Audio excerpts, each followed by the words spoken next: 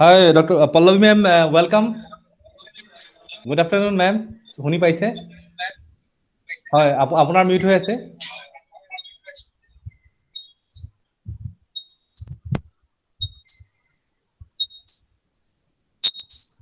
Hello'. Hello'. হয় sir, তেওঁ join কৰিছে। তেওঁ আহিছে ইতিমধ্যে। হয়। স্টাৰ্ট কৰুন নাকি? হয়, আৰম্ভ কৰিব পাৰি। বাইদেউ শুনা হেল্ল'। অডিঅ'টো শুনা পাইছে? আমাৰ ডক্টৰ সন্দিকৈ ছাৰ আছে। ম্যাডাম পল্লৱী আপুনি শুনা পাইছে মোক? হয়, শুনা পাইছো। ঠিক আছে। আমি স্টার্ট কৰো। পাইছে? শুনা পাইছো। শুনা আমি পাইছো। আৰম্ভ কৰো।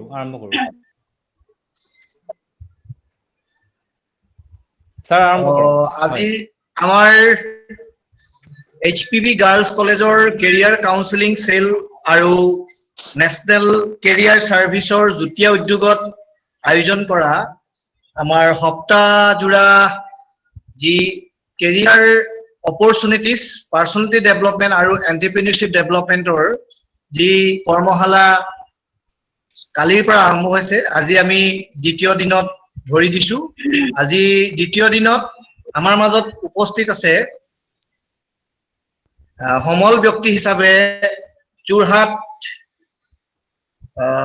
অসম কৃষি বিশ্ববিদ্যালয়ৰ যোৰহাটত স্থিত অসম কৃষি বিশ্ববিদ্যালয়ৰ সহকাৰী নিয়োগ বিষয়া university employment and guidance bureau of Assam agriculture university Srijuta Pallavi Doley বাইদেউ, আমি দলে বাইদেউক উক্ত অনুষ্ঠানলৈ স্বাগতম জনাইছো। আমাৰ মাজত উপস্থিত আছে NCSৰ শ্ৰীযুত ধ্ৰুৱজ্যোতি গগৈ ডাঙৰীয়া আৰু মৰমৰ পাৰ্টিচিপেণ্ট সকল। আমি সময়ৰ প্ৰতি লক্ষ্য ৰাখি আমাৰ এই অনুষ্ঠানটো মূল বক্তা হিচাপে পল্লৱী বাইদেউক তেখেতৰ প্ৰেজেন্টেশন দিবলৈ অনুৰোধ জনাইছো। তাৰ আগতে গগৈ ডাঙৰীয়াক বাইদেউৰ সন্দৰ্ভত দুআষাৰমান ক'বলৈ আমি অনুৰোধ কৰিছো। ধন্যবাদ ডক্টৰ সন্দিকৈ ছাৰ। সন্মানীয় আজিৰ আমাৰ সমল ব্যক্তি মিছ পল্লৱী দলে বাইদেউ, শ্ৰদ্ধাৰ আমাৰ ছাত্ৰ ছাত্ৰীসকল। মই বাইদেউ তেওঁ university employment and guidance bureau, যিটো এটা কাৰ্যালয় হয় অসম চৰকাৰৰ স্কিল এমপ্লয়মেণ্ট এণ্ড এণ্টাৰপ্ৰিনিউৰশ্বিপ ডিপাৰ্টমেণ্টৰ অধীনত। আৰু বাইদেৱে 2015 চনত আমাৰ APSC কোৱালিফিকেশ্যন তেওঁ কৰিছে আৰু খুব মেধা সম্পন্ন এগৰাকী ব্যক্তি। কেৱল তেওঁ এছিষ্টেণ্ট এমপ্লয়মেণ্ট হিচাপে বৰ্তমান কৰ্মৰত যদিও তেওঁ সামাজিকভাৱে আমাৰ ছাত্ৰ ছাত্ৰীসকলৰ লগত জড়িত। তেওঁ অসমৰ যোৰহাটৰ জিলাৰ বিভিন্ন মহাবিদ্যালয় আৰু বিদ্যালয়সমূহত তেওঁ গাইডেন্সৰ যোগেদি মানুহক উপকৃত কৰিছে আৰু আন্তৰিকতাৰে মানুহক আজি তেওঁ যেতিয়াৰ পৰাই অসম চৰকাৰৰ অধীনত এগৰাকী বিষয়া হিচাপে কৰ্মৰত, তেতিয়াৰ পৰাই তেওঁ এই বিষয়সমূহত জড়িত হৈ পিনি মানুহৰ কাৰণে, ছাত্ৰ ছাত্ৰীসকলৰ কাৰণে তেওঁলোক অনুপ্ৰেৰণা যোগাই আহিছে। ইয়াৰ উপৰিও তেওঁ এগৰাকী কৃষি বিশ্ববিদ্যালয়ৰ এগৰাকী স্নাতকোত্তৰ তাত পোষ্ট গ্ৰেজুৱেশ্যন এগ্ৰিকালচাৰত তেওঁ কৰিছে। ইয়াৰ উপৰিও আমাৰ পল্লৱী বাইদেউ, আজি যিগৰাকী সমল ব্যক্তিক আমি আদৰণি জনাইছো, তেওঁ বিভিন্ন ধৰণে বিভিন্ন অনুষ্ঠানৰ লগত জড়িত আৰু বিভিন্ন সামাজিক কামৰ লগতো তেওঁ জড়িত। আৰু ইয়াৰ দ্বাৰাই আমাৰ মানুহৰ কাৰণে, আমাৰ ছাত্ৰ ছাত্ৰীসকলৰ কাৰণে আন্তৰিকতাৰে বাইদেৱে যি সেৱা আগবঢ়াইছে তাৰ কাৰণে আমি কৃতজ্ঞতা জ্ঞাপন কৰিছো। আৰু আকৌ এবাৰ বাইদেউক আমি আনুষ্ঠানিকভাৱে এই অনুষ্ঠানলৈ আদৰণি জনাইছো আৰু শ্ৰদ্ধাৰ সন্মানীয় সহকাৰী নিয়োগ বিষয়া বাইদেউক এই অনুষ্ঠান আগবঢ়াই নিবৰ কাৰণে আমি আহ্বান জনাইছো। ধন্যবাদ। ধন্যবাদ গগৈ ডাঙৰীয়া। আচ্ছা, মই আৰম্ভ কৰাৰ আগতে চিয়ৰ কৰি ল'ব বিচাৰিছো সকলোৱে মোক দেখা পাইছেনে? প্লিজ থাম্বছ আপ এটা দিব। দেখা পাইছে? সকলোৱে মোক শুনা পাইছে? শুনা পাইছো, শুনা পাইছো। হয়, হয়, মই আজি এই অনুষ্ঠানত উপস্থিত হ'বলৈ পাই বহুত সুখী। পোনপ্ৰথমে মই হেমপ্ৰভা বৰবৰা গাৰ্লছ কলেজৰ প্ৰিন্সিপাল ছাৰ, কেৰিয়াৰ কাউন্সেলিং আৰু গাইডেন্স চেলৰ কোঅৰ্ডিনেটৰ মিষ্টাৰ খনিকৈ, আৰু ডক্টৰ সন্দিক, গগৈ, আৰু আজি উপস্থিত আৰু ইয়াত উপস্থিত সমূহ ছাত্ৰীসকলে মই প্ৰথমে ধন্যবাদ জ্ঞাপন কৰিছো, কাৰণ আপোনালোকে এই সুবিধাটো দিয়াৰ কাৰণে। আজি টপিকটো আৰম্ভ কৰাৰ আগতে মই কিছু কথা অলৰেডি আমাৰ গগৈ ডাঙৰীয়া অলৰেডি কথাখিনি ক'লে। মোৰ অফিচটো মই কৈ লৈছো, মোৰ অফিচটো এগ্ৰিকালচাৰ ইউনিভাৰ্চিটিৰ ওচৰতে আছে। তাৰ মেইন উদ্দেশ্যটো হৈছে আপোনালোকে যেতিয়া ছাত্ৰীসকলক বিশেষকৈ কৈছো, আপোনালোকে যেতিয়া পষ্ট গ্ৰেজুৱেট কৰিব বা যিকোনো ষ্টুডেণ্টছ বা এপ্লিকেণ্টছ যোনে টেকনিকেল ডিগ্ৰী কমপ্লিট কৰে, তেওঁলোকে মোৰ অফিচত ৰেজিষ্ট্ৰেশ্যন কৰে। চ' আপোনালোকে ভৱিষ্যতত যদি মাষ্টাৰ ডিগ্ৰী কৰে, তেতিয়াহ'লে আপোনালোকে নিশ্চয় মোৰ অফিচলৈ আহিব পাৰিব। যদিও মই নাথাকিব পাৰো মোৰ অফিচত, ট্ৰান্সফাৰ হৈ যাব পাৰে তেতিয়ালৈকে, কিন্তু সেই কামখিনি আপোনালোকে কৰিবলৈ নিশ্চয় আহিব পাৰিব। ঠিক আছে, আমি আৰু নকৰো, আৰম্ভ কৰো। আচ্ছা, তাৰ আগতে মই এটা টেকনিকেল প্ৰব্লেম ফেচ কৰি আছো গগৈ। মই এটা প্ৰেজেন্টেশ্যন তৈয়াৰ কৰিছিলো। সেই প্ৰেজেন্টেশ্যনটো সকলোৱে দেখা পাইছে? নাই বাইদেউ, আপোনাৰ প্ৰেজেন্টেশ্যনটো প্ৰথমে আহিছিলে, এতিয়া কিন্তু ব্লাৰ হৈ আছে। হয়, এতিয়া আহিছে। এতিয়া আহিছে। কোনোবাই প্ৰেজেন্টেশ্যনটো আহিছে নে? আহিছে মেডাম।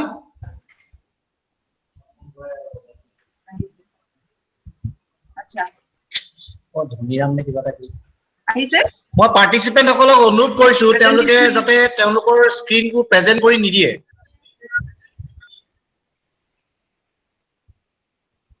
মেম কন্টিনিউ কৰক। দেখা পাইছে নে সকলোৱে? দেখা পাইছে মেম। ঠিক আছে। আচ্ছা, তো আজিৰ টপিকটো হৈছে career opportunities in government sector.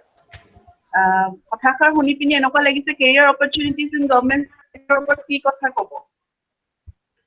যেতিয়া আমি কেৰিয়াৰ বুলি কওঁ, সেই শব্দটোকে প্ৰথমে আমি তাৰ মিনিংটো বুজি লওঁ। কেৰিয়াৰ বুলি ক'লে আমি কি বুজো? ইমান বেছি ডেফিনেশ্যনৰ মতে নাযাব কেৰিয়াৰ মানে কি, আমি কি বুজো, তাৰ ডেফিনেট কিবা কি হ'ব, ডেফিনেশ্যন কি হ'ব, সেইবোৰ চাব নালাগে। আপুনি সাধাৰণতে ভাবক, কেৰিয়াৰ মানে হৈছে এটা জাৰ্ণি। শুনা পাইছে সকলোৱে? কেৰিয়াৰ মানে হৈছে এটা জাৰ্ণি। শুনা পাইছে নে সকলোৱে? হয়, দেখা পাইছো বাইদেউ। ছাত্ৰ ছাত্ৰীসকলে দেখা পাইছা নে তোমালোকে? শুনা পাইছে? যদি দেখা নোপোৱা তোমালোকে পিন কৰিব লাগিব এইটো। হয়, ইতিমধ্যে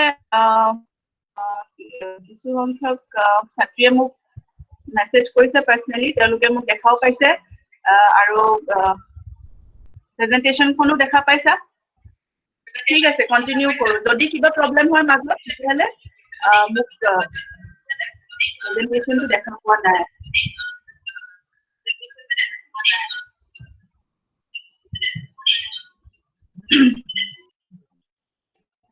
হয় বাইদেউ, আৰম্ভ কৰক। দেখা পাইছে এতিয়া? ঠিক আছে। হয়। এতিয়া আমি কেৰিয়াৰ বুলি ক'লে কি বুজো? কেৰিয়াৰ বুলি ক'লে এটা জাৰ্ণি। সাধাৰণ ভাষাত আমি ক'ব এটা জাৰ্ণি, আৰু এটা নিৰ্দিষ্ট পথ লৈ পিনি, মানে জাৰ্ণি। স্ক্ৰীনটো দেখা পাইছে? জাৰ্ণি মেম, এতিয়া আকৌ স্ক্ৰীনখন ব্লাৰ হৈ গৈছে। আপোনাৰ প্ৰেজেন্টেশ্যনটো ব্লাৰ হৈ গৈছে মেম। ব্লাৰ হৈ গৈছে। এতিয়া আহিছে আকৌ। মেম এটা কাম কৰিব পাৰে, মোক শ্বেয়াৰ কৰি দিয়ক, মই ইয়াৰ পৰা প্ৰেজেন্ট কৰি দিম, আপুনি কৈ যাব তেতিয়া। সেইটো হ'ব পাৰে। আপুনি মোক এটা ইমেইল ড্ৰপ কৰি দিয়ক, আৰু হোৱাটছএপত দিব পাৰে, আৰু আদাৰৱাইজ হয় সেইটো হ'ব পাৰে, আৰু এটা বেকআপত ৰাখোঁ মই। হয়, ঠিক আছে, মই পটককৈ কৰি লৈছো। ঠিক আছে। ছাত্ৰ ছাত্ৰীসকল, তোমালোকে এইটো চিন্তা কৰিব নালাগে, টেকনিকেল প্ৰব্লেম হয়, আমি ভাৰ্চুৱেল ৱৰ্ল্ডত আছো, আৰু গতিকে অকণমান ধৈৰ্য ধৰিব লাগিব, আৰু প্লিজ কানেক্টেড উইথ আছ। আমি কণ্টিনিউ কৰি যাম। মেইন টাইম মই তেওঁৰ ইমেইলটো লৈ লৈছোঁ, ইয়াৰ পৰা মই শ্বেয়াৰ কৰিম, আৰু এট দ্য সেম টাইম আমি কন্টিনিউ কৰিম।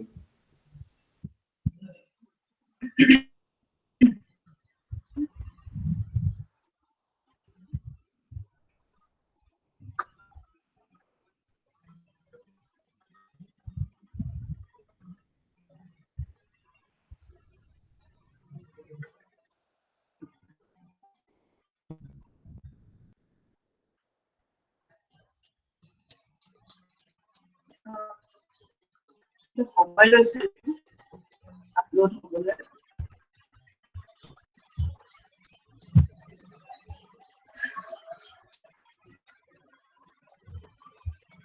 আচ্ছা হ'ব, একো নাই।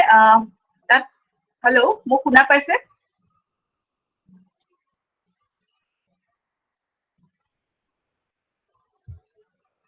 আমি শুনা পাই আছো, শুনা পাই আছো। একো নাই, কিছুমান স্পেচিফিক কিছুমান কথা মই তাত দিছিলো। প্ৰেজেন্টেশনটো শ্বেয়াৰ কৰি দিয়া হ'ব সকলো ছাত্ৰীৰ মাজত।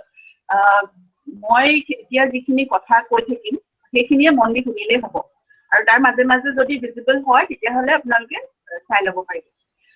কেৰিয়াৰ মানে আমি গম পালো, career is a journey in a definite path to reach a destination. এটা ডেষ্টিনেশ্যন পাবলৈ আমি যোনটো পথেৰে আমি যাওঁ, এটা নিৰ্দিষ্ট পথেৰে, সেইটোকে কেৰিয়াৰ বুলি আমি ক'ব পাৰো সাধাৰণভাৱে, হয় নে? ঠিক আছে, এতিয়া আমি যেতিয়া কওঁ কেৰিয়াৰ বুলি ক'লে, এতিয়া কেৰিয়াৰ ইন গভৰ্ণমেণ্ট ছেক্টৰ, ইয়াত দুটা ধৰণে হ'ব আমি কথাটো ল'ব পাৰো। কেৰিয়াৰ বুলি ক'লে আমি ভাবিব পাৰো যে কি কেৰিয়াৰ, আমাৰ একাডেমিক কেৰিয়াৰ নে আমাৰ জব কেৰিয়াৰ, দুটা ধৰণে আমি ভাগ কৰিব পাৰো। এটাটো হৈছে আমি ভাবিব পাৰো যে আমি জব কৰি কেনেকে নিজকে আৰু উচ্চ শিক্ষা লৈ পিনি কেনেকে উত্তীৰ্ণ হ'ম, হয় নাই? দুটা ধৰণে। আৰু আজিৰ এই লেকচাৰটোত মই বিশেষকে গুৰুত্ব দিব বিচাৰিছো আমি জব ছেক্টৰটোত। ইয়াত কেৰিয়াৰৰ অৰ্থটো লিমিটেড টু জবছ। যেতিয়া আমি জবছৰ কথা কওঁ গভৰ্ণমেণ্ট ছেক্টৰত, যেতিয়া আপোনালোক যিহেতু নিশ্চয় সকলোৱে ফাইনেল ইয়েৰৰ ষ্টুডেণ্টছ বা সেকেন্ড ইয়াৰ, অকে। চ' আপোনালোকে যিহেতু গ্ৰেজুৱেশ্যন কৰি আছে আৰু কেইবা বছৰ, এবছৰ ডেৰ বছৰৰ পিছত আপোনালোকে গ্ৰেজুৱেশ্যন পাছ কৰিব। তাৰপিছত আপোনালোকে যেতিয়া গ্ৰেজুৱেশ্যন ক্লিয়াৰ কৰে বা গ্ৰেজুৱেশ্যন কমপ্লিট কৰে, তেতিয়া আপোনালোকৰ এটা বহুত ডাঙৰ বৃহৎ সাগৰ এটা ওচৰত আপোনালোকৰ গেটখন খোল খাই যায়, আপোনালোকৰ বহুত পথ মুকলি হৈ যায়। মানে এলিজিবিলিটি ক্ৰাইটেৰিয়াটো বহুত ক্ষেত্ৰত আপোনালোকৰ বহুতখিনি এক্সামছ গভৰ্ণমেণ্ট ছেক্টৰৰ আপোনালোকে দিবলৈ সক্ষম হৈ পৰে। ঠিক আছে, এতিয়া আমি কথা পাতিম জবছৰ। জবছৰ ক্ষেত্ৰত কি কি আছে? প্ৰথমটো হৈছে চেন্ট্ৰেল ছেক্টৰ জব, যোনখিনি আমি কওঁ চেন্ট্ৰেল গভৰ্ণমেণ্ট জব, হয় নে? ছেকেণ্ডতে আছে ষ্টেট গভৰ্ণমেণ্ট জবছ, তাৰপিছত আছে PSUs, যোনখিনি হয় পাব্লিক ছেক্টৰ ইউনিটছ, হয়। যেতিয়া আমি কথা পাতো চেন্ট্ৰেল ছেক্টৰ জবছৰ কথা, এতিয়া মই শ্লাইডত কেইটামান এক্সাম্পল দি দিছিলো।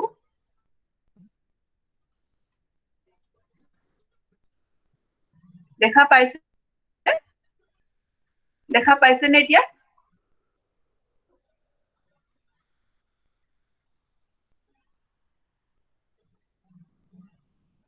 দেখা পাইছেনে? শুনা পাইছেনে? হয় হয়, ঠিক আছে মেম, ঠিক আছে। Okay, good. So, স্ক্ৰীনটোত চাওক, তাত দেখিব আপুনি চেন্ট্ৰেল ছেক্টৰ জবছত আপোনাৰ কি কি আহে। বহুতখিনি আহে, কিন্তু মই কিছুমান পাৰ্টিকুলাৰ পিক আপ কৰিছো, কিছুমান পাৰ্টিকুলাৰ জবছৰ বিষয়ে মই আজি ক'ম, যিহেতু সময়ৰ কনষ্ট্ৰেইন আছে, সকলোখিনি কভাৰ নহ'ব এদিনত। সেইকাৰণে মই বিশেষকে ক'ব বিচাৰিছো কিছুমান টপ নচ জব। UPSC মানে জানো, এইটো হৈছে union public service commission, highest লেভেলৰ জব হয়, ইণ্ডিয়াৰ টপ মোষ্ট জবছ হয়, য'ত চিভিল চাৰ্ভিচ এক্সামো হয় প্লাছ ডিপাৰ্টমেণ্ট। তাৰপিছত আপোনালোকে ধৰিব পাৰে SSC, যোনটো হৈছে staff selection commission, combine graduate লেভেলো হয়, আৰু এটা হৈছে হাই ছেকেণ্ডেৰী 10+2 লেভেলতো হয়।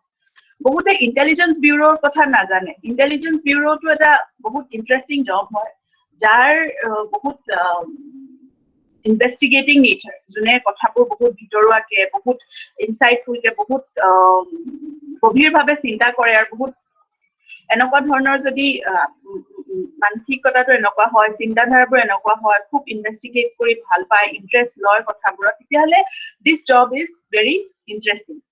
CDS, ডিফেন্সটো সদায়, যদিও মই কৈছো UPSC চাৰ্ভিচেছ বা চাকৰি হয়, কিন্তু ডিফেন্সৰ চাকৰি যেতিয়া আমি যদি কাউণ্ট কৰো, ডিফেন্সৰ চাকৰি চবতছে চিকিউৰ, চবতছে বেনিফিচিয়েল। তাৰপিছত হৈছে CTET। CTET-টো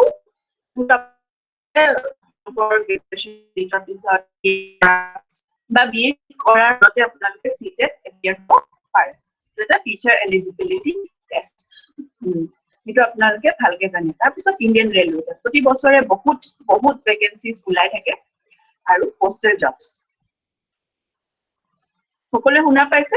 মই যোনখিনি কথা কলো শুনা পালে?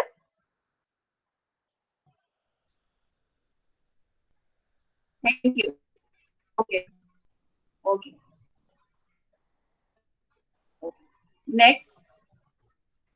Next আমি যাও state government jobs.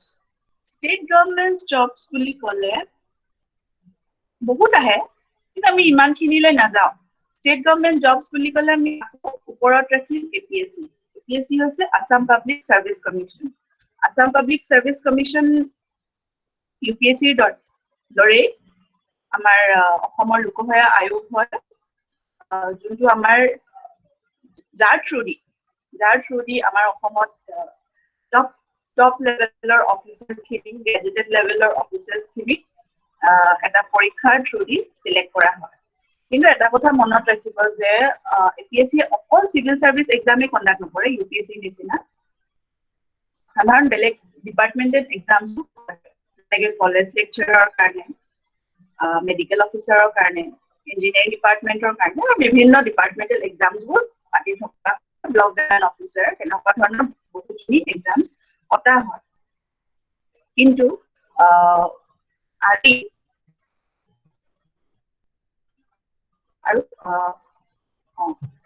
আজি মই বিশেষকে APSC বিষয়ে মই অলপ বিস্তৃতভাৱে, অলপ ডিটেইলছত ক'বলৈ বিচাৰিছো। কথাখিনি ভালকে শুনিব, কাৰণ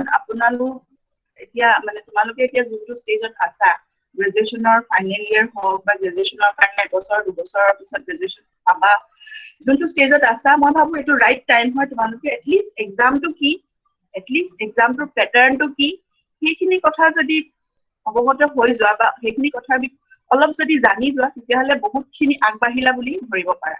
কাৰণ প্ৰিপেৰেশ্যন একো দিশ নথকাকে,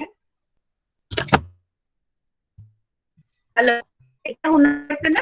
মোৰ মাতটো অলপ পিছুৱাই হৈছে বুলি কৈছে, শুনা পাইছে? ঠিক আছে, আমি শ্লাইডখনৰ পৰা গম পাইছো বাইদেউ গোটেই কথাখিনি। শ্লাইডখন আৰু অলপ ভাগি আহিছে যদিও আমি গম পাইছো কথাখিনি। হয়,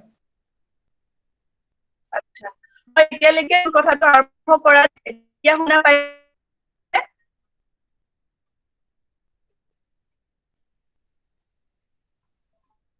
শুনা পাইছে?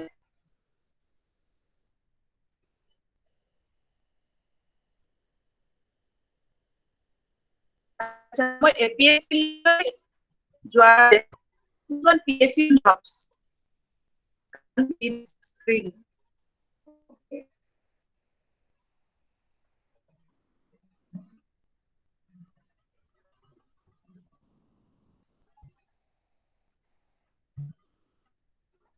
Okay. এতিয়া শুনা পাইছেনে?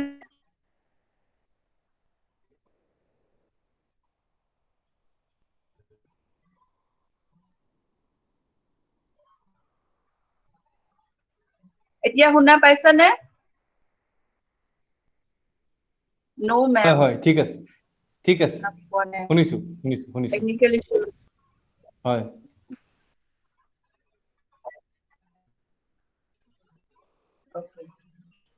বাইদেউ শুনিছো, শুনা পাইছো। চিন্তা কৰিব নালাগে, মই শ্লাইড আমি শ্লাইডখন হয়, মেমে শ্লাইডখন দি দিব তোমালোকক। আৰু এতিয়া তোমালোকে যিখিনি শুনিছা, আমি কিছু কাৰণ প্ৰব্লেম সেইফালৰ পৰা আহিছে আৰু বাকী সকলো কানেক্টিভিটিত প্ৰব্লেম হৈছে। এইটো হৈ আছে, জিঅ'ৰ এইকেইদিন প্ৰব্লেম আছে, সেইকাৰণে টেকনিকেল সেইটো ইছ্যু এটা আছে। Ma'am please continue. Okay. So PSU বুলি ক'লে আমি কি বুজো পাব্লিক সেক্টৰ ইউনিট তাত কি আহিব অয়েল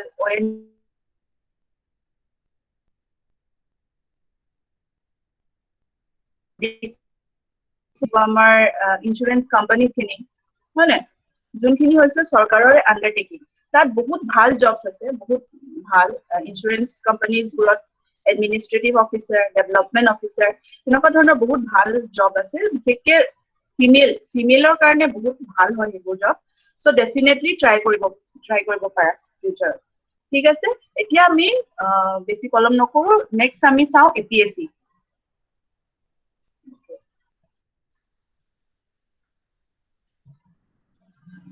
সো এপিএসসি পৰীক্ষাটো তিনি ভাগত ভগাই দিয়া হৈছে সকলোৱে জানে সম্ভৱ প্ৰিলিমছ মেইনছ আৰু ইন্টাৰভিউ মই কৈ দিব বিচাৰো যে প্ৰথমে যে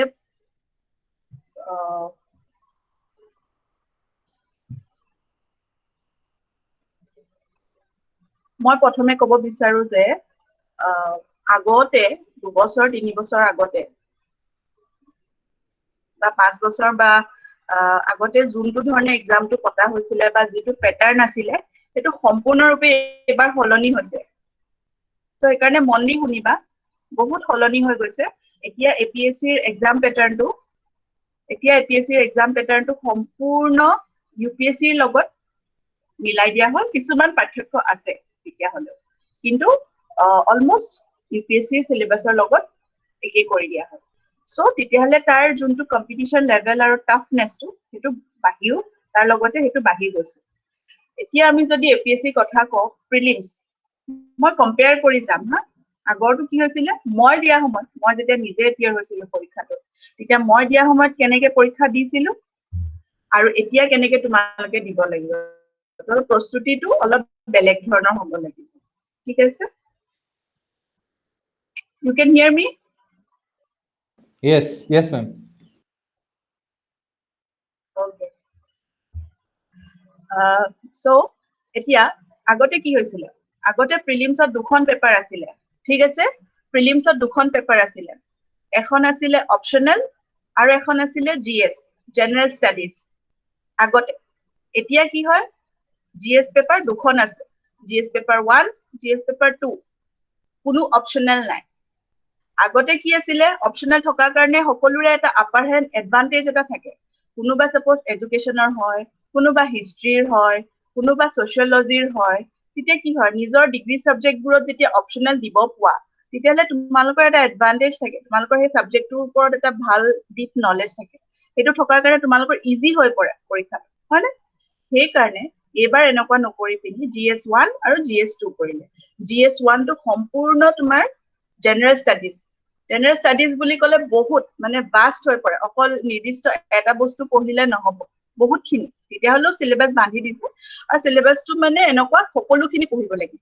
আৰু এটা মন কৰিবলগীয়া কথা যিহেতু এটো অসমৰ লোকসেৱা আয়োগৰ কাৰণে অসমীয়া সাবজেক্ট অসমীয়া হিষ্ট্ৰী অসম বুৰঞ্জীৰ ওপৰত বহুত গুৰুত্ব দিয়া হৈছে সেই কাৰণে এই GS1 পেপাৰখনত 30 to 35% অসম হিষ্ট্ৰীৰ ওপৰত কোৱেশ্চনছ আহিব হেতু এটা মেজৰ ডিফাৰেন্স ইউপিএসসি লগত ঠিক আছে প্ৰিলিমছ ক্লিয়াৰ হ'লনে প্লিজ ইয়েস কোনোবা ইয়েস দি দিয়া প্ৰিলিমছটো ক্লিয়াৰ হৈছে বিশেষ একো বুজিবলৈ আৰু বুজিবলৈ একো নাই এটো এটা কোৱালিফাই ওকে সেকেন্ড পেপাৰটো মই বুজোৱা নাই GS2 yes GS2 টো হৈছে তোমাৰ it is তাত আহিব maths little bits of maths comprehension english reasoning aptitude এইবোৰ আহিব সো হেতু কোৱালিফাইং পেপাৰ হে কিন্তু মানে তাত তুমি 33% আনিলেই তোমাৰ পেপাৰ 1 টো চেক কৰিব বুজিলা মানে তুমি যদি এটো কৰা যে কোৱালিফাইং পেপাৰ হয় ইন্টাৰেষ্ট নিদু সেকেন্ড পেপাৰটো যদি কোৱালিফাই নকৰা তোমাৰ ফাৰ্স্ট পেপাৰটো চেক নহয় সো মনত ৰাখিবা যে সেকেন্ড পেপাৰটো 33% যদিও হয় তাক কোৱালিফাই কৰিলেহে ফাৰ্স্ট পেপাৰটো সিস্টেমে চেক কৰিব ঠিক আছে so both the papers are important ঠিক আছে prelims clear okay let's move on to mains এতিয়া মেইনছ বুলি ক'লে অলপ বাস্ট হৈ পৰে মেইনছ বুলি ক'লে অলপ বাস্ট হৈ পৰে কিন্তু তাৰ আগতে মাৰ্কিং চিষ্টেমটো চাই লোৱা মাৰ্কিং চিষ্টেমটো দেখিছা GS1 ত 200 GS2 টো 200 কিন্তু GS1 ৰ মাৰ্কটোহে কাউন্ট কৰে GS2 টো নকৰে কিন্তু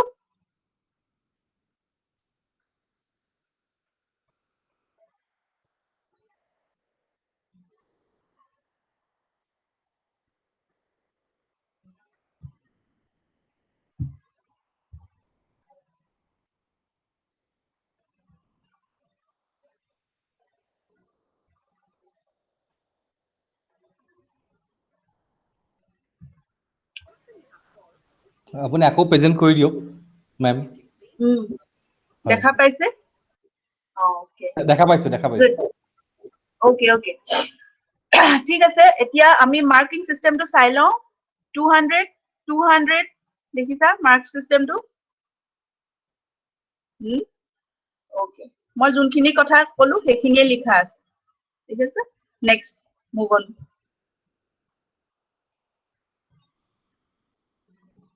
এই পেজটো সকলোৱে দেখা পাইছেনে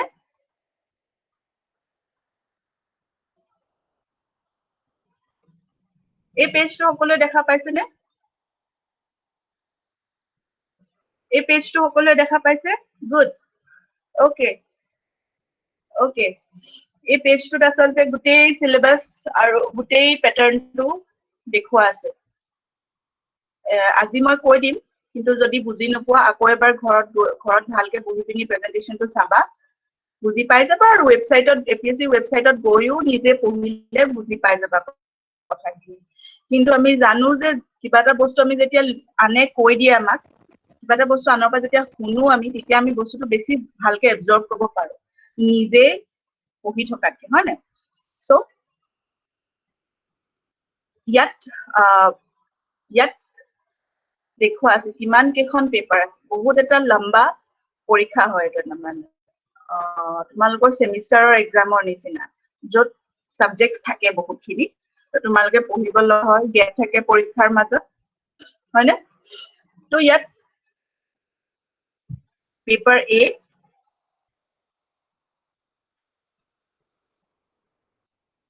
নাই দেখা ন ওকে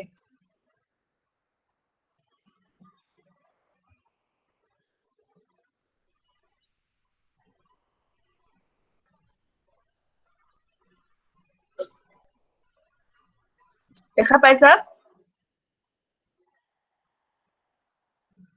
ওকে ওকে ইয়াত থাকে পেপাৰ এ পেপাৰ বি পেপাৰ এ টো হ'ব পেপাৰ এ হয়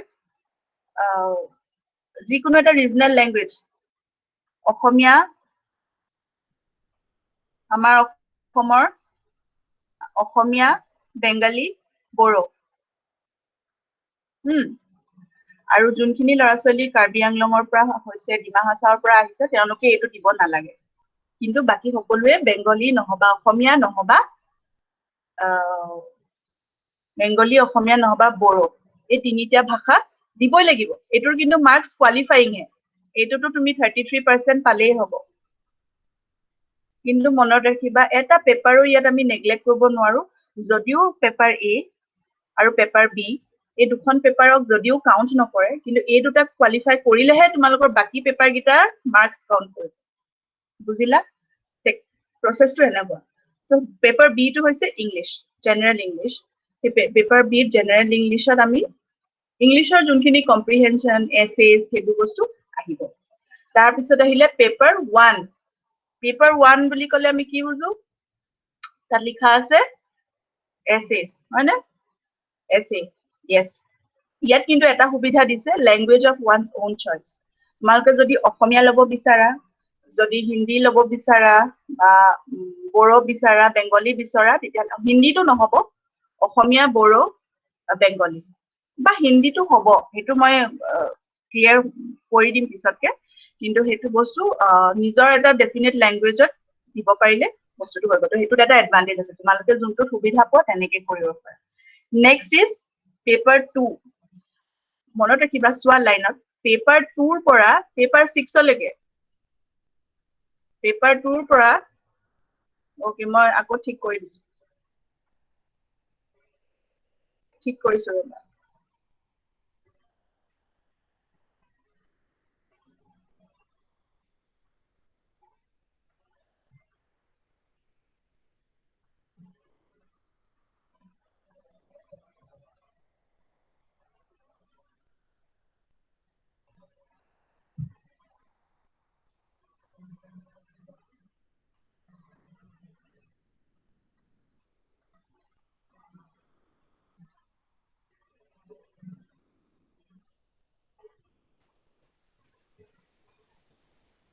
হেল্ল' বাইদেউ হয় ওকে দেখা পাইছে দেখিছো দেখা পাইছা অহা নাই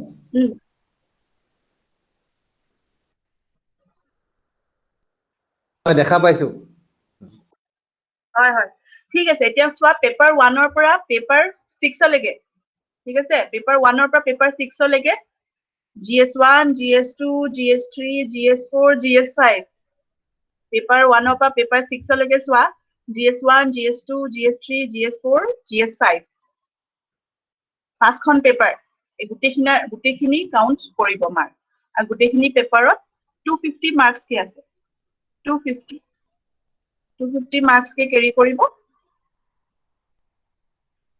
ঠিক আছে তাৰ পিছত আহি গল অপচনেল পেপাৰ আগতে কি হৈছিল আগৰ কথা মই কৈছো প্ৰেজেন্টেশনটো দেখা পাইছা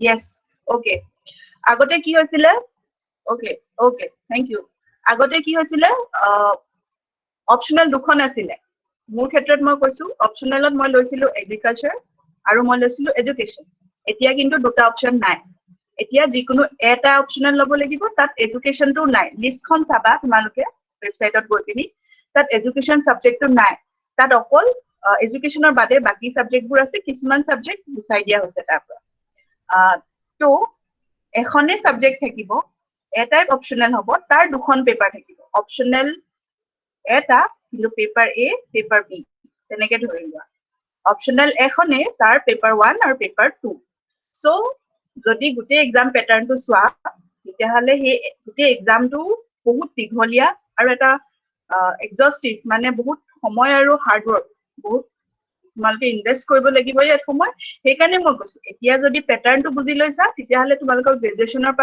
পাছত এপিয়াৰ হ'বলৈ ভাল হ'ব কাৰণ বহুতে কি হয় মই এতিয়া নিজে ক'ব বিচাৰিছো নিজৰ বিষয়ে মই যেতিয়া এপিয়াৰ কৰিছিলো ইমানখিনি আইডিয়া নাছিলে সকলোৱে এপিয়াৰ কৰিছে কাৰণে আমিও কৰি দিছিলো কিন্তু পিছত আমি লাহে লাহে গম পালো যে ইয়াৰ প্যাটাৰ্নটো কি হয় কেনেকে পৰীক্ষাবোৰ পাতা হয় কি নহয় সো সেইবোৰ যেতিয়া আমি গম পাই লওঁ সেইবোৰ বস্তু যেতিয়া ক্লিয়াৰ হৈ থাকে মগজত তেতিয়া আমাৰ কি হয় এটা পথ মই যেতিয়া কৈছো কেৰিয়াৰ গ্ৰো কৰিবলৈ you are in a journey ঠিক আছে মই বুজাই দিম পেপাৰ 1 খন you are in a journey you are in a journey in a definite path এটা নিৰ্দিষ্ট পথত গৈ থকা to reach a destination so এতিয়া তোমাৰ জাৰ্নিটো যেতিয়া তোমাৰ ৰাস্তাটো ক্লিয়াৰ হৈ যায় নহয় যে তুমি পৰীক্ষা এইটো দিবা কেনেকে দিব লাগে তোমাৰ প্ৰিপাৰেচনটো ক্লিয়াৰ হৈ যাব তুমি কেনেকে প্ৰিপেয়াৰ কৰিব লাগে কি কিতাপ ল'ব লাগিব কেনেকে যাম আগবাঢ়িম সব ক্লিয়াৰ হৈ যাব then you will get to destination clear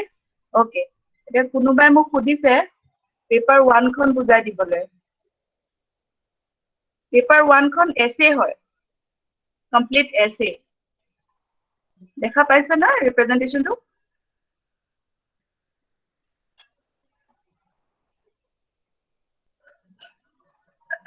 complete এছে পেপাৰ হয় নিজৰ চইচ অফ ল্যাঙ্গুৱেজত দিব পাৰা ক্লিয়াৰ ওকে মই দিছো আকৌ কৰিছো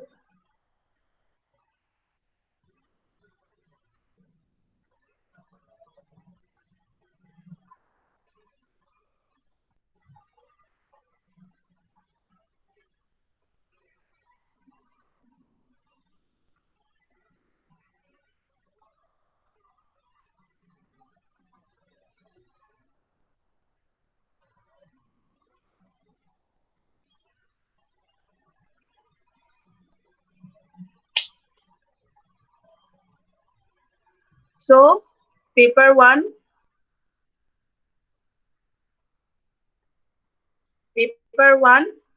complete essay, complete essay. নিজৰ চইচৰ ল্যাঙ্গুৱেজত দিব পাৰা ইংৰাজীত অসমীয়াত বড়োত হিন্দীত আৰু বেংগলীত নিজৰ চইচত দিব পাৰা ঠিক আছে আৰু কিবা ডাউট এইটো স্লাইডত আৰু কিবা ডাউট মাৰ্কিং সিস্টেমটো দেখিছা মাৰ্কস কেনেকে দিছে টাইমিংবোৰ কেনেকুৱা সকলোৱে দেখা পাইছে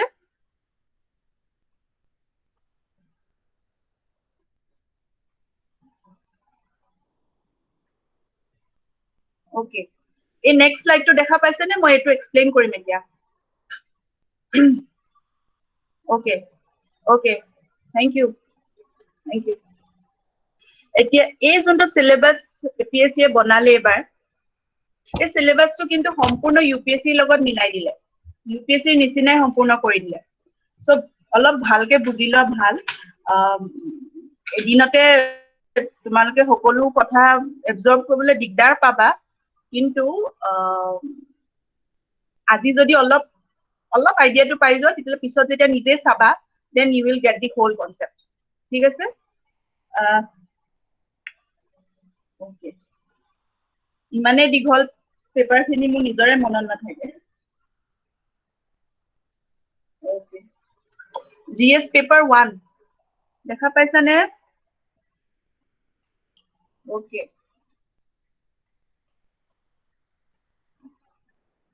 okay So GS paper 1 at ami ki pao Indian history heritage culture society geography India and world etu bahut mane etu eta in and itself eta mane school level le gusi joa school lot jetia ami class 6 or pora class 10 leke junkhini bostu pohilo history amar heritage amar culture ki hoy society mane ki geography ki pohilo etu hoise static part মানে static এটো সম্পূৰ্ণ মানে স্কুলৰ হে লেভেলটো পঢ়িব লাগিব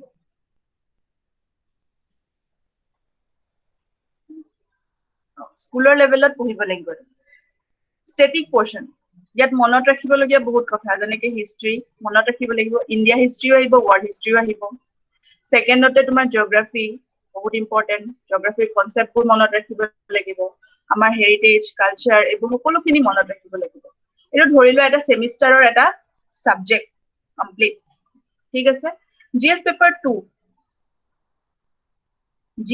2 upper hand কাৰ আছে political সায়েন্সৰ আছে নে লৰাছলিয়া পলিটিক্যাল সায়েন্সৰ স্টুডেন্ট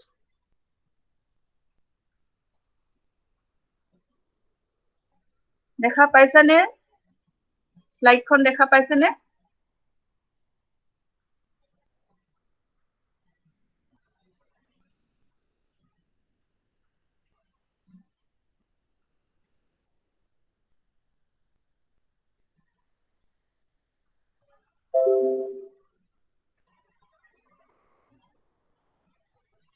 Okay.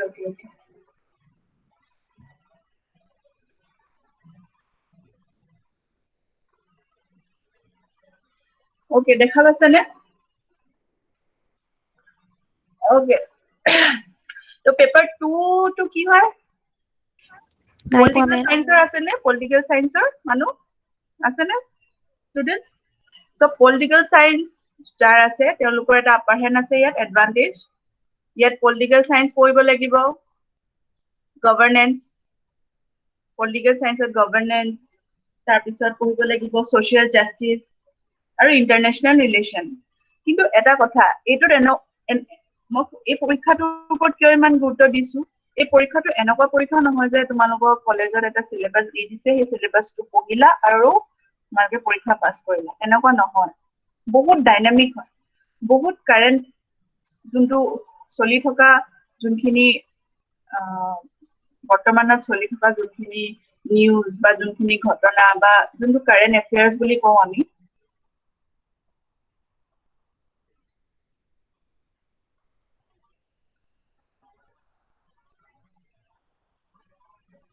ওকে হেতু সো হেনেকে আমি পঢ়িব লাগিব আমাৰ সিস্টেমটো তেনেকুৱা হ'ব লাগিব অকল সিধা পঢ়ি গলে নহব যে পলিটিক্যাল সায়েন্সৰ দিছে পলিটিক্যাল সায়েন্সৰ গ্ৰেজুৱেচনৰ কিতাপখন পঢ়ি দিম হৈ যাব হেনেকুৱা নহয় ঠিক আছে কিন্তু ডেফিনেটলি কনসেপ্টবোৰ ক্লিয়াৰ থাকিব লাগিব পলিটিক্যাল সায়েন্সৰ ডেফিনেট কিছুমান কনসেপ্ট হেবু ক্লিয়াৰ থাকিব লাগিব ঠিক আছে সো গভৰ্নেন্স বুলি কলে আমি কি বুজো আমি সদায় পেপাৰ নিউজ পেপাৰ পঢ়িব লাগিব স্টাৰ্ট কৰিব লাগিব এতিয়াৰ পৰা আৰু যেহেতু এতিয়া কৰোনাৰ কাৰণে আমি ফিজিক্যাল ডিস্টেন্সিং মেইনটেইন কৰিব লগা হৈছে সো মই ভাবো সকলোৱে নিউজ পেপাৰ বিশেষকৈ দা হিন্দু আৰু নহবা দা ইণ্ডিয়ান এক্সপ্ৰেছ এই দুখন পেপাৰ যদি তোমালোকে নিজৰ ফোনত ইনষ্টল কৰি লোৱা তেতিয়াহলে তোমালোকে ফলো কৰি দিব পাৰিবা পেপাৰ বা ইউটিউবত বহুতখিনি আছে ভিডিঅ'জ য'ত বহুত ক্লিয়াৰকে পেপাৰটো এক্সপ্লেইন কৰি দিয়ে পেপাৰখন ঠিক আছে তাৰপিছত চৰকাৰে লৈ থকা ডিফাৰেণ্ট পলিচিছবোৰ আসাম গভৰ্ণমেণ্টে লৈ থকা ডিফাৰেণ্ট পলিচিছবোৰ যেনেকৈ ৰুৰেল ডেভেলপমেণ্টৰ কাৰণে কি কৰি আছে অসমে মিড ডে মিলত কি কৰি আছে এডুকেশ্যন ডিপাৰ্টমেণ্টত কি চেঞ্জ আনি আছে তাৰপিছত এগ্ৰিকালচাৰ ডিপাৰ্টমেণ্টত কি আহিছে সেই সকলোখিনি জানি থাকিব লাগিব বুজিছা প্লিজ লেট মি নো আকৌ নেদেখা হৈছা যদি or else I'll continue.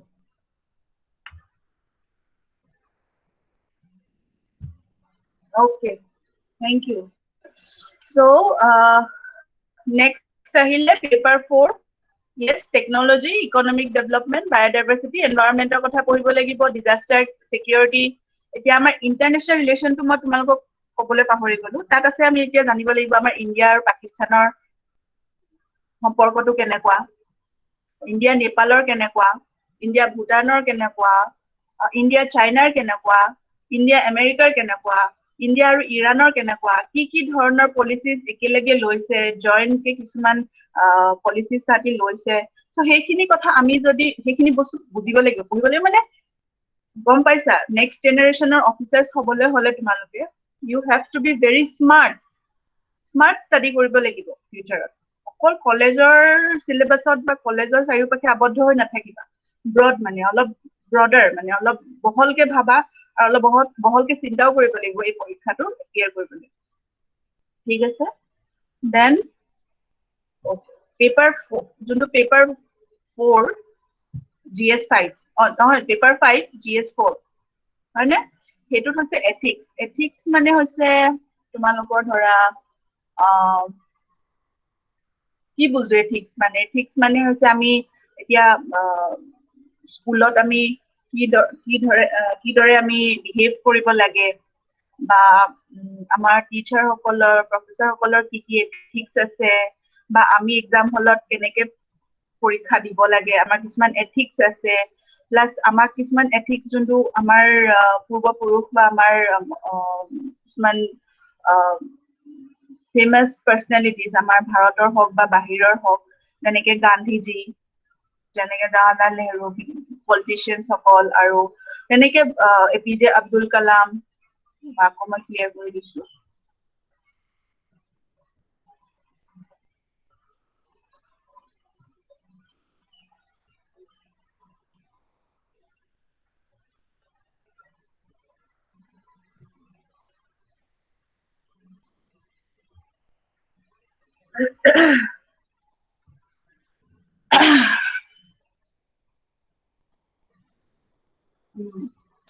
So ethics মানে হৈছে সেইখিনি মানে আমি কেছ ষ্টাডি কৰিব লাগিব yes moral principles not exactly moralটো নাহে yes morality আহে include হয় but entire ethics মানে সেইটো নুবুজায় but সেইবোৰ include হ'ব তাৰপিছত গান্ধীজীৰ প্ৰিন্সিপলছবোৰ কি আছিলে সেই প্ৰিন্সিপলছবোৰক আমি আজি মডাৰ্ণ ডেত আমি কেনেকে তাৰ উপয়োগ কৰিব পাৰো তাৰ এপ্লিকেশ্যন কি আমাৰ লাইফত তাৰপিছত আমি কেছ ষ্টাডি কিছুমান কৰিব লাগিব কেছ ষ্টাডি কিছুমান কৰি পিনি তাৰ পৰা আমি কি বুজিলো আমি যেনেকে ধৰি লোৱা তোমালোকক এটা সিচুৱেশ্যন মই দি দিছো যে আমুক অফিচত তেনেকে মানুহে এনেকে কৰিছে এইটো মানে তোমালোকৰ মতে তোমালোকৰ অবজাৰভেশ্যনৰ মতে তেওঁ কি কৰিব লাগে কেনেকে বিহেভ কৰিব লাগে সেই বস্তুটো মানে তোমালোকক সেই সিচুৱেশ্যনত পুট কৰিবা নিজকে পুট কৰিবা তোমালোকে পুট কৰি পিনি তোমালোকে ভাবিবা সেইটো ধৰণে চিন্তা কৰিবা ইট ইজ এথিক্স আৰু এথিক্সটো একচুৱেলি এনেকে সঠিককে মই ক'ব নোৱাৰিম যে এইটোৱে পঢ়া বুলি ক'ব নোৱাৰো এইটো তোমালোকৰ নিজৰ পৰা ডেভেলপ হ'ব নিজৰ অভিজ্ঞতাবোৰৰ পৰা ডেভেলপ হ'ব নিজৰ কিছুমান গভীৰ চিন্তাবোৰৰ পৰা ডেভেলপ হ'ব হয় নাই আৰু নিজে প্ৰেক্টিচ কৰিব লাগিব যোনটো প্ৰেক্টিচ নকৰা নিজে সেইটো তুমি লিখিবও নোৱাৰিবা ঠিক আছে অ'কে দেন অ'কে লাষ্ট পাৰ্টটো কৈছো ক্লিয়াৰ হৈছে নে দেখা পাই আছা না এতিয়া UPSC আৰু APSC মাজত যে মেইন পাৰ্থক্য ক'ত থাকি গ'ল মেম দেখা পোৱা নাই okay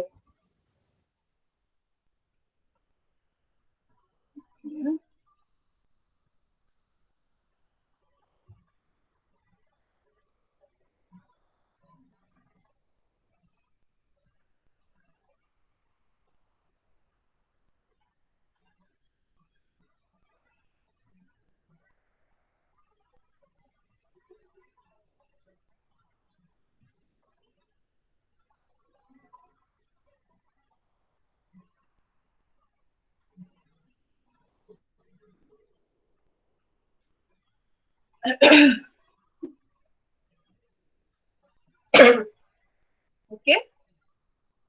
here and last part to hoise je UPSC or APSC major difference to etwe hoise je UPSC Asomiya paper খন নাই কিন্তু APSC লাষ্টৰ পেপাৰ খন লিখিছনে পেপাৰ 6 GS5 এই যোনটো লাষ্ট পেপাৰ খন হৈছে না হেখন হৈছে তোমাৰ অসমীয়া হেতু স্পেশালি দিব লাগিব কাৰণ অসমৰ ল'ৰা-ছোৱালীৰ মাজৰ পৰা সিলেক্ট কৰি মেইন উদ্দেশ্যটো হৈছে অসমৰ পৰা অফিচাৰ্স ক্ৰিয়েট কৰা নহলে যদি এটো সম্পূৰ্ণ UPSC নিচিনাই কৰি দিয়ে তেতিয়ালে দেখোন বাহিৰৰ ল'ৰা-ছোৱালীবোৰ আহি পিনি আমাৰ অসমৰ ল'ৰা-ছোৱালী মানে কমপ্লিট কৰি পিনি তেওঁলোকে আগবাঢ়ি যাব তো হেতু কাৰণে এই এক্সক্লুশনটো ৰাখিছে যোনে অসমীয়া ভাল বা ভাল নহলেও ডেভেলপ কৰিব পাৰিব সো বহুত এটা এটো এডভান্টেজ থাকিব আমাৰ অসমীয়া ল'ৰা-ছোৱালীবোৰৰ কাৰণে ঠিক আছে হিয়াৰ মই নেক্সট স্লাইডটোলৈ প্ৰসিড কৰিব পাৰিম নে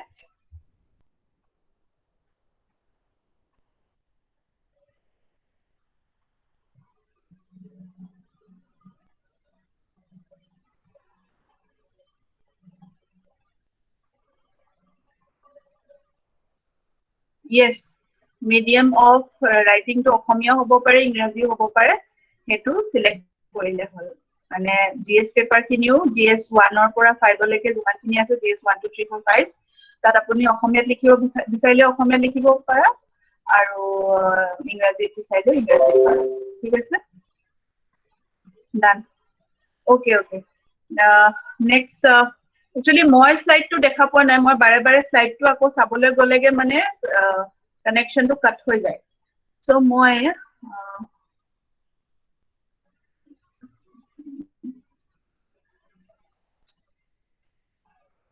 কানেকশনটো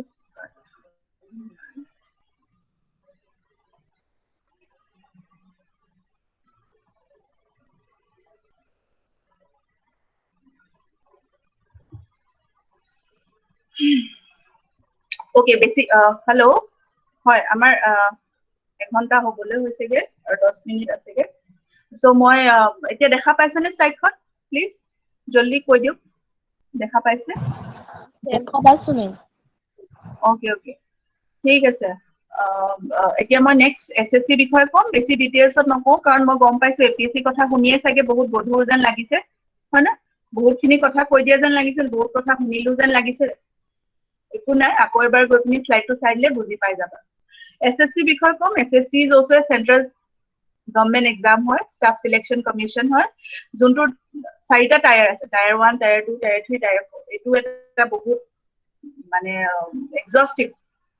exhaustive exam হয়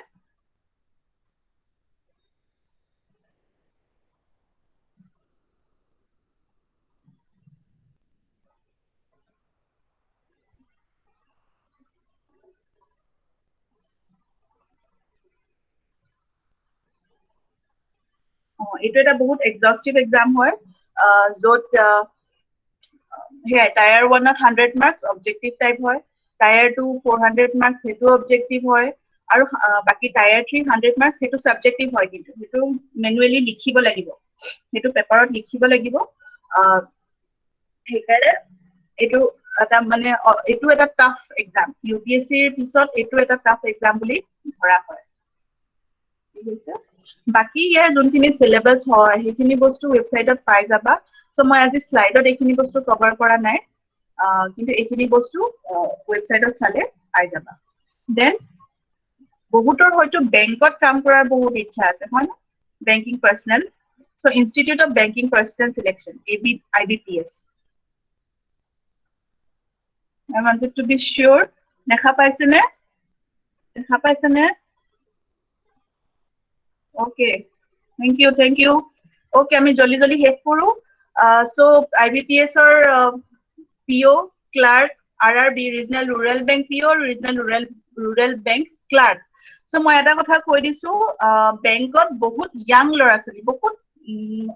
ল'ৰা-ছোৱালী বুৰক লোৱা হয় বেছি বয়সলৈ এটো নাথাকে মই কৈ দিছো 18 বছৰৰ পৰা কিছুমান সাৰ্ভিসৰ কাৰণে আৰম্ভ হয় মানে অফিস এসিস্টেন্ট ক্লাৰ্কৰ জবৰ কাৰণে 18 বছৰ নহবা 20 বছৰৰ পৰা 28 বছৰৰ ভিতৰত শেষ হৈ যায় পিও কাৰণে 21 বছৰৰ পৰা 30 বছৰৰ ভিতৰত শেষ হৈ যায় সো মই ভাবো যদি বেংকত ইন্টাৰেষ্ট আছে ডেফিনেটলি বেংকত যেহেতু এটা সিকিউৰ জব হয় বেংকটো এটা ভাল এনভায়ৰনমেন্ট পাই কাম কৰিবলৈ সো যাৰ ইন্টাৰেষ্ট আছে মই ভাবো বেংকিং বহুতখিনি বেংকিং কোচিং দি আছে যদিও আজিকালি অফলাইনটো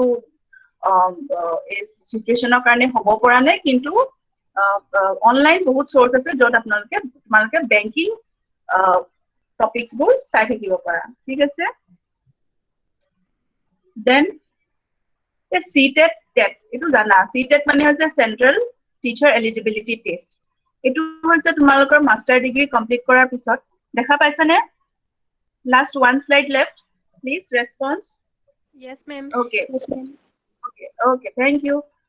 Yet, it was as a মই কি কৈ আছিলো okay CTET তো CTET to was a central eligibility test এটোৱে চাকৰি কনফাৰ্ম কৰি নিদিয়ে কিন্তু এটা সার্টিফিকেশন দি দিয়ে যে yes you are eligible for teaching job so যদি তোমালোকে ভাল স্কোৰ কৰা বা এটা যদি ভাল স্কোৰ লৈ পিনি তোমালোকে আৰু এটো 7 বছৰলৈকে ভ্যালিডিটি থাকে তো সেই স্কোৰ কাৰ্ডটো লৈ পিনি তোমালোকে যদি থাকা দেন যেতিয়াই কেন্দ্ৰীয় বিদ্যালয় নৱোদয় বিদ্যালয় কিন্তু এটা ইম্পৰ্টেন্ট কথা যে বিএড টো বহুত দৰকাৰ তো তোমালোকে গ্ৰেজুৱেচন কৰাৰ পিছত কিছুমানে হয়তো উচ্চ শিক্ষা মাস্টাৰ ডিগ্ৰীৰ কাৰণে যাব কিছুমানে বিএডৰ কাৰণে যাব হয়নে কিছুমানে বেলেগ আন কোনো বেলেগ ডিগ্ৰীৰ কাৰণে যাব পাৰে তোমালোকে পোষ্ট গ্ৰেজুৱেচনৰ কাৰণে সো এটো তোমালোকে নিজে নিশ্চিত কৰি লবা নিজৰ ইন্টাৰেষ্টৰ ওপৰত ঠিক আছে দেন ওকে এই লাষ্ট স্লাইডটো দেখা পাইছানে সকলোৱে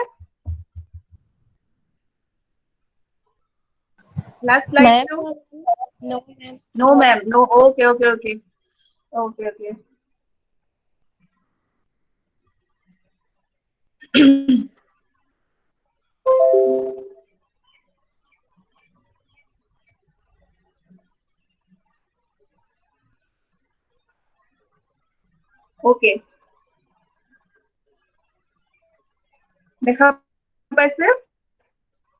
দেখা পাইছেনে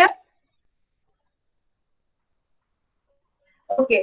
So, একো নাই ইয়াত পঢ়াবলগীয়া একো নাই এটো ক'বলগীয়া ইমানে একো নাই মই জাস্ট কিছুমান ইম্পৰ্টেন্ট লিংকস দি দিছো সেই লিংকস খিনি তোমালোকে চাবা এবাৰ খুলি পিনি ইয়াত মই মনত ৰখাত মই দিছো UPSC APSC SSC BPS ৰ তাৰ পিছত আন একাডেমি বুলি এটা এপ আছে তোমালোকে হয়তো জানা তাত বহুত খিনি বিনা সাবস্ক্ৰিপচন নকৰিলেও কিছুমান ফ্ৰী কোৰ্সেস আছে সেইখিনি তোমালোকে এনৰোল কৰি ল'ব পাৰা নিজকে স্লিপি ক্লাसेस বুলি তোমালোকৰ ইউটিউবত চেনেল আছে যত তোমালোকে সাবস্ক্ৰাইব কৰি পিনি বহুতখিনি আগবাঢ়ি থাকিব পাৰা নিজে নিজৰ যদি ইন্টাৰেষ্ট আছে আগবাঢ়ি থাকিব পাৰা তোমালোকে সো আজি ইমানখিনি কৈ মই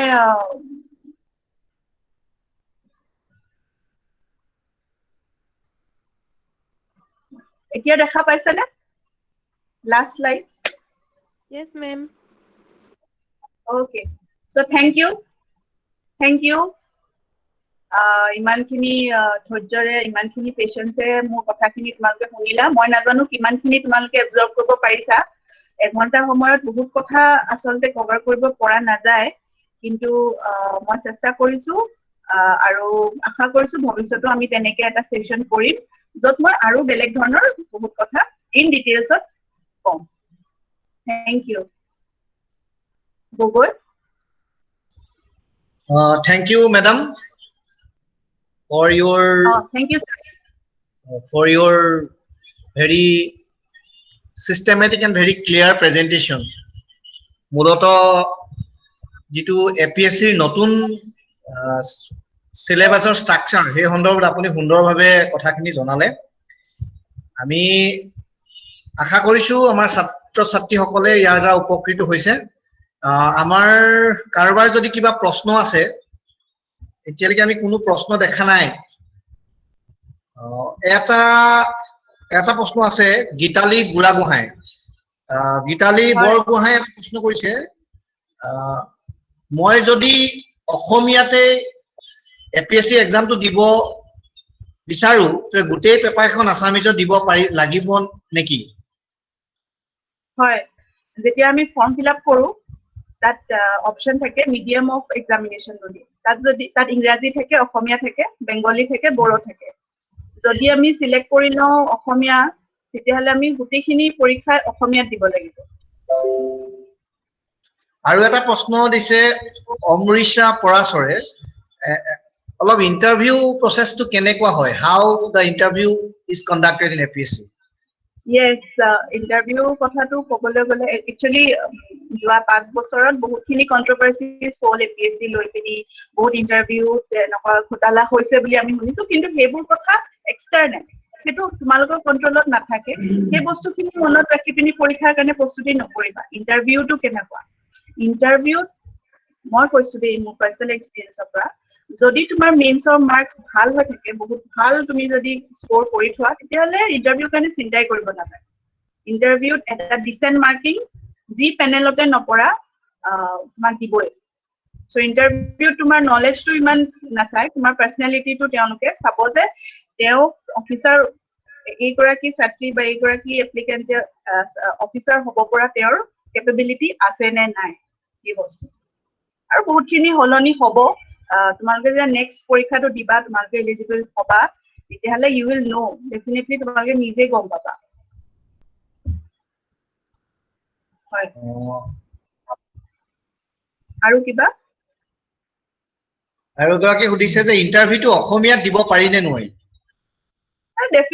ডেফিনেটলি একো তাত একো মানে ধৰা বন্ধা ৰুল নাই ইংৰাজীতে দিব লাগে বুলি আমাৰ এটা মানে মিসকনসেপচন আমাৰ এটা ভুল ধাৰণা আছে যে আমি ভাবো ইংৰাজী যোনে ক'ব পাৰে ইংৰাজী কোৱা মানুহে বেছি ইন্টেলিজেন্ট সেইটো নহয় ইংৰাজী অসমীয়া যিকোনো বিশেষকৈ অসমীয়াত যদি তোমালোকে ভালকে ক'ব পাৰা ডেফিনেটলি মানে এইটো এটা এডভান্টেজ বুলিহে মই ক'ম আৰু এগৰাকীয়ে সুধিছে এই আইবিৰ সন্দৰ্ভত অকমান ইন্টেলিজেন্ট ব্যুৰো যিটো তাৰ সন্দৰ্ভত দুআষাৰমান যদি কৈ দিয়ে বুলি কৈছে ইন্টেলিজেন্স ব্যুৰোৰ যোনটো ডাইৰেক্ট এক্সাম হয় তাত ময়ো ইমান ডিটেইলছত মই শিওৰ নোহোৱাকে ইমানখিনি শ্বেয়াৰ কৰিব বিচৰা নাই কিন্তু মই জনাত মোৰ কলিগ এজন আছিলে তেওঁ ইন্টেলিজেন্স ব্যুৰোত কৰিছিলে ইতিমধ্যে চাকৰি এৰিলে কিন্তু আইবিৰ ডাইৰেক্ট এক্সাম হয় ইন্টেলিজেন্স ব্যুৰোৰ আন্ডাৰতে ডাইৰেক্ট তেওঁলোকে নটিফিকেশ্যন দিয়ে আৰু তাত এক্সামছ হয় আৰু অফিচাৰ লেভেল মানে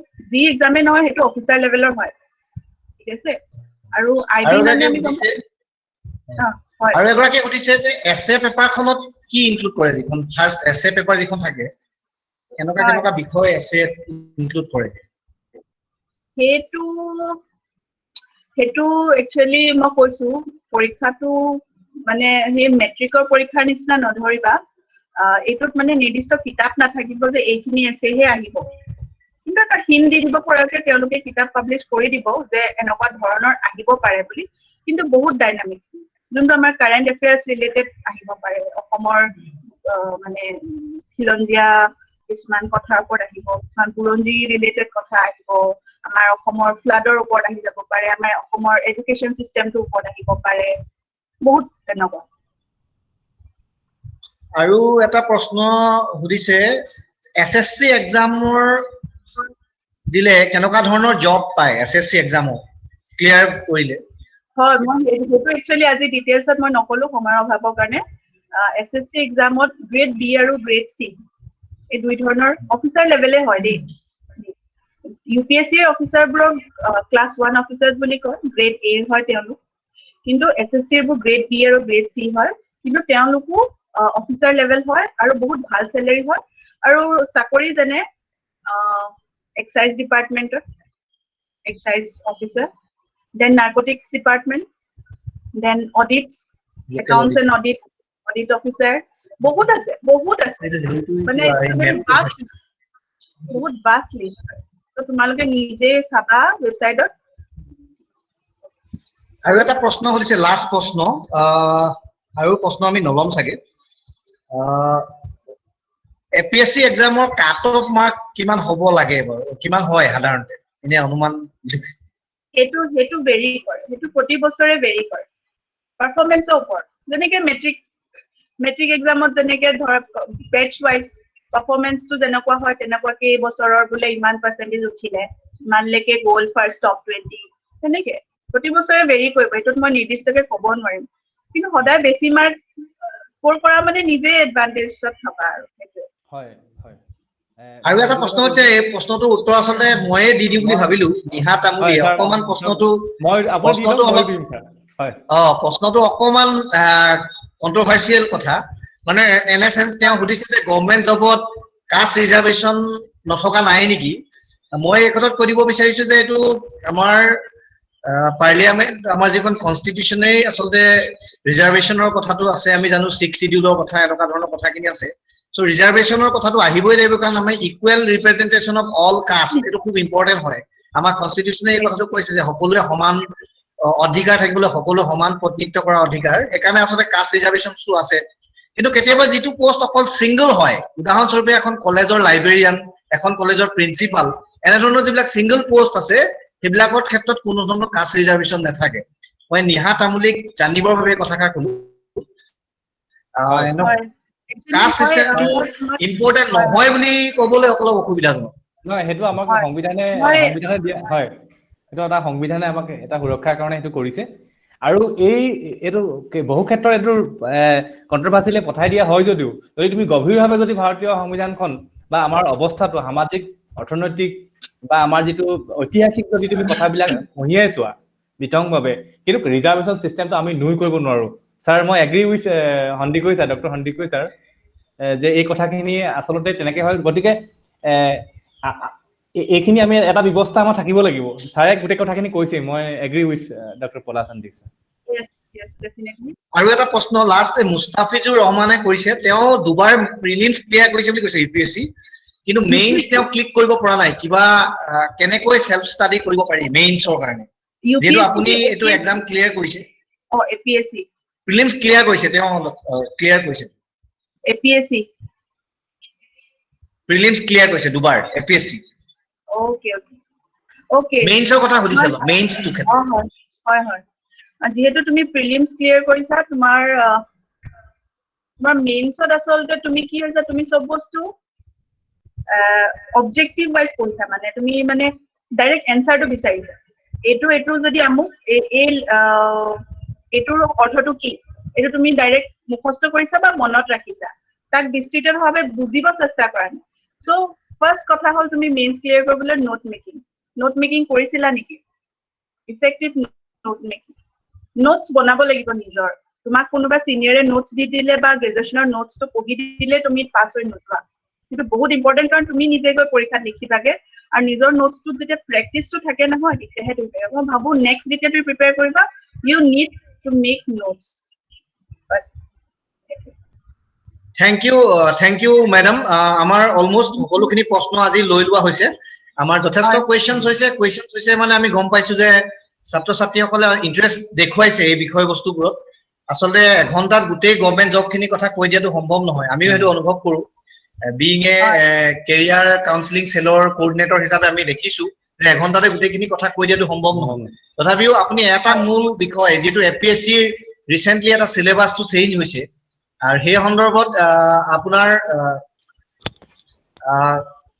আপোনাৰ কথাখিনিয়ে যথেষ্ট সহায় কৰিছে সেই নতুন কথাখিনি বিশেষকৈ নতুন ধৰণে ইউপিএসসি প্ৰিলিমছৰ কথাটো আহি ইউপিএসসি নিচিনা কৰি পেলাইছে সিলেবাসখন সেইকাৰণে ছাত্ৰ ছাত্ৰীসকলে কিছু আভাস পাইব নিশ্চয় আৰু আটাইতকৈ গুৰুত্বপূৰ্ণ কথাটো যে আমি কেৰিয়াৰ কাউন্সেলিঙত কেৱল দিশটোহে দেখাই দিব পাৰে আৰু গোটেই কামখিনি কিন্তু আৰু হাৰ্ড ৱৰ্কৰ বাহিৰে বেলেগ কোনো ছুটি পথ নাথাকে সেইকাৰণে ছাত্ৰ ছাত্ৰীসকলে যদি স্মাৰ্ট ৱৰ্ক কৰাটো বেছি খুব কন্টিনিউয়াসলি যদি তেওঁলোকে ষ্টাডিটো কৰি থাকে নিশ্চয় তেওঁলোক সফল হ'ব আৰু এটো এটা কাৰণ নহয় যে এটো এটা সাংঘাতিক ধৰণৰ এটা অসম্ভৱ একো নহয় খালি ইয়াৰ বাবে এটা সিস্টেমেটিক ষ্টাডি লাগিব আৰু নিশ্চয় আমাৰ ছাত্ৰ ছাত্ৰীসকলে এই কথাষাৰ গুৰুত্ব সহকাৰে ল'ব আমি মহাবিদ্যালয়ৰ IQAC as well as career counselling সেলৰ পৰা আপোনাক ধন্যবাদ জ্ঞাপন কৰিছো মেডাম দলে আপুনি খুব সহজভাৱে কথাখিনি আমাৰ ছাত্ৰ ছাত্ৰীসকলক বুজাবলৈ চেষ্টা কৰিছে আমি আশা কৰিছো অনাগত দিনত আপোনাক আমি আমাৰ মহাবিদ্যালয়ত কায়িকভাৱে পাম আপোনালোক এজ এ কেৰিয়াৰ কনসালটেন্ট হয়তো আপোনাক আমি পাম আমি এই আপাহতে আপোনাক ধন্যবাদ জ্ঞাপন কৰিছো ধ্ৰুৱজ্যোতি গগৈ ডাঙৰীয়াকো ধন্যবাদ জ্ঞাপন কৰিছো আপোনাৰ লগত আমাৰ যি যোগাযোগ সৃষ্টি কৰাৰ যে হেতু বন্ধন হিচাপে কাম কৰাৰ বাবে মিস্টাৰ গগৈক আমি ধন্যবাদ জ্ঞাপন কৰিছো সকলোকে ধন্যবাদ জ্ঞাপন কৰিছো পাৰ্টিসিপেন্ট সকলক এটা খালি কথা ক'ব বিচাৰিছো, ফিডবেক লিংকটো অলপ দেৰি পাছত আমি প্ৰদান কৰিম। আমি সকলোকে ফিডবেক দিবলৈ অনুৰোধ কৰিছো, কাৰণ আমি অনুষ্ঠানবোৰ কেনেকুৱা হৈছে এই বিষয়ে জানিবলৈ ফিডবেকৰ খুব প্ৰয়োজন হয়, আৰু এগৰাকী ৰিচোৰ্চ পাৰ্চনেও ফিডবেকটো সদায় জানিব বিচাৰে তেওঁৰ প্ৰেজেন্টেশ্যনৰ কথা বা আদি কৰি। সেইকাৰণে আমি আশা কৰিম যে ছাত্ৰ ছাত্ৰীসকলে আমি যিটো ফিডবেক লিংক আমাৰ যিটো ফেচবুক হোৱাটছআপ পেজ গ্ৰুপ আছে, হোৱাটছআপ গ্ৰুপত আমি শ্বেয়াৰ কৰিম, তেওঁলোকে যাতে ফিডবেক লিংকটো ঘূৰাই দিয়ে। এইখিনি আশা কৰি আজিৰ এই অনুষ্ঠান ইয়াতে সমাপ্ত কৰিছো বুলি ঘোষণা কৰিছো। ধন্যবাদ মেডাম। ধন্যবাদ।